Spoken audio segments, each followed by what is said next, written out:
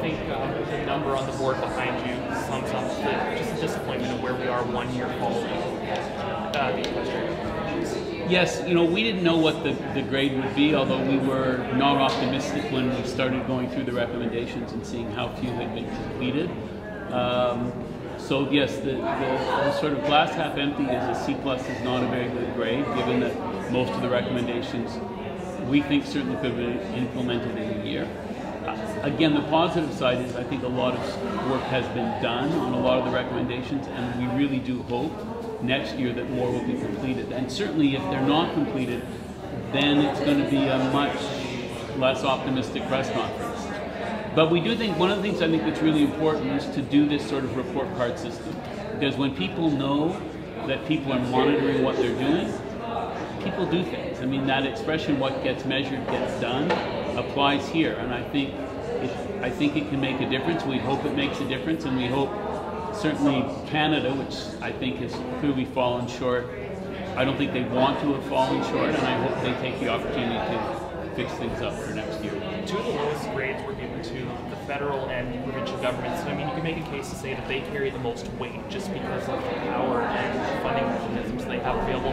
How much does their, inaction affect the other parties and the recommendations directly? What happens with the government recommendations is that they have an impact on the overall grade. So, as I mentioned during the press conference, the schools have done a lot, but a number of the things they can't complete. It was when you look at the recommendations, there's often Canada's response is, we were waiting for our First Nations partners to tell us what they want us to do. And when you read the schools, they say, we told the federal government what we wanted and we're waiting for a response. And so I think what happens with government is that it's a large, diffuse organization. No one has the responsibility for these things, and so they often fall off the table. And that obviously is important, because you're right, at the end of the day, unless the governments can help with funding and changing things, there's no way that 3 small Indigenous-based education programs are going to be able to make massive change in the change that's needed. Can you expand on your comments about Nishnawbe Asking Nation and their analysis that they need more funding and more support? So one of the things that NNEC said, or NAN said in their response, the number of the things that were asked of them, they couldn't begin until they received funding.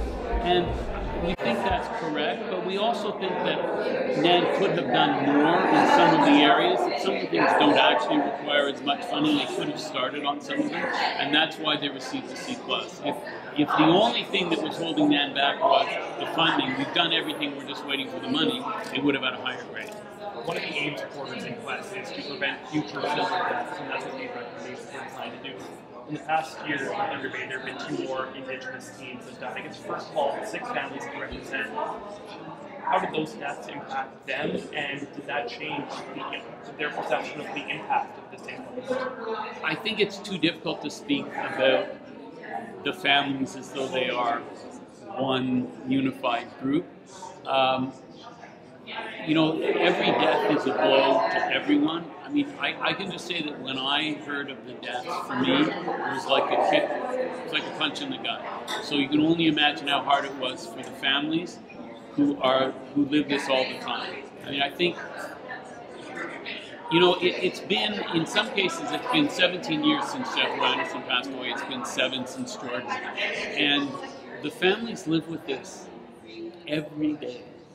Every time we talk to them, they're still living with it. So the pain is just magnified when this happens to someone else. And of course, even the bigger issue is, and this was raised, I know, by Grand Chief Elton Fiddler, is, people are seriously questioning whether they should send their children to Thunder Bay for an education. And we know, among the families we represent, that after they lost a child, their other children were not coming here for an education. And those are tragic responses, and people shouldn't have, those are choices that no one should ever have to make. What is the response from the family with the overall grade? So we have not been able to, we just finished all this up really last week, and what we're doing is we are mailing all of this to the families, because some of them access to social media and some don't. So we'll be sending this off to them and we'll get their reaction soon. Next year we'll be able to get this wrapped up much more quickly. This year it actually took us a few months to figure out how we were going to do this. So next year we'll be able to send it off to the families beforehand and get their reaction. But again, you know, most of the families don't really want to be public about this. So I know that for reporters, you all want to know what do the families think, and the families say we don't really want to talk about it, but they will convey to us their thoughts, and we'll do our best to convey them to you. So one of the questions that I have is concerning how does one, because of the bad relationship between the Indigenous people and the Thunder Bay, the Thunder Bay police, and some of the leaders here, feeling that people aren't doing enough, how does the people, like the grassroots people who know information, where do they go and complain to when they can't go to the police and they can't go to the leaders? How does that get graded? Well, again, that's a very important question, and that's sort of outside of the realm of what we're doing. One of the challenges we had was that we wanted to try and, for us and for our families, we wanted to try and make this about the recommendations. So, for example, the 2 deaths this year and the police response to those deaths, that's not part of what we're doing with this process, because that's outside of our scope in terms of the work with the families. But you're right, those things have a huge impact. And, you know, all I can say is, and from someone who does not live in Thunder Bay but comes up here for work, I hope that some of the bridges that people are starting to build may start to heal some of those gaps. But I understand why people don't want to talk. I certainly understand why people are not comfortable talking with police. Don't you feel that this will cause more chaos, more? Well, what I would hope, actually, is that the grade the Thunder Bay Police Service received, which I think probably some people were surprised at, I hope that what that shows is that the Thunder Bay Police can, when they have something specific to do and when they're measured, they can do things, they can complete things, and I hope maybe that can let people think that there are possibilities, there are ways of thinking about working with the police that might be successful. But you know, those issues that you raise are very important and much bigger than what we can address in the context of just the recommendations that came out of the inquest. Looking at the federal government's specific responses to the individual recommendations, I know you mentioned they seem very generic and they were essentially copied and pasted throughout their document. Do you feel like the federal government took these responses seriously, and do you hope that this report card will serve as a wake-up call next year? Well, there's no question that they didn't take the recommendations seriously, because if they took them seriously, they would have actually responded to them. And it was striking that all the other parties, you know, Ontario, you know, C+, but they spent a lot of time saying, here's what we're doing. But, you know, when you just read the same thing over and over again, you know, in budget 2015-16, we committed however many billions of dollars or millions of dollars to education across Canada. Like, that's not helpful. And so I certainly hope that this report card, this may be hoping too much, but is a bit of a wake-up call to the federal government.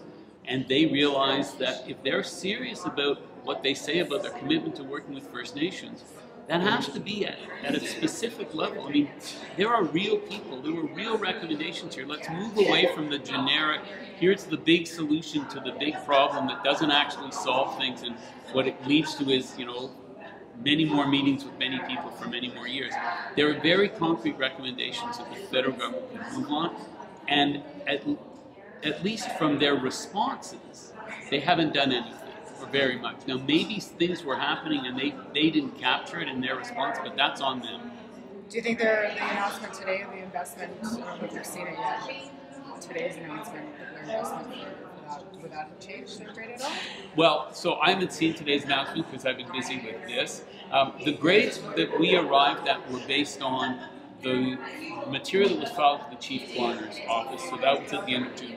The federal government announced a program with the Union of Ontario Indians recently, I think.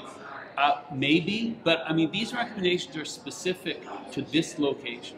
These recommendations are about the funding system for example, for schools, for First Nations youth who have to go off reserve.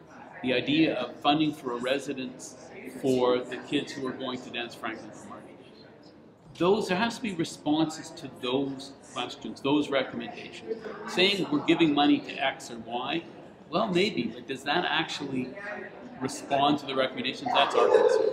So if you can say something directly to the parties that receive the lowest grade, direct recommendation for what they should do, going forward from now.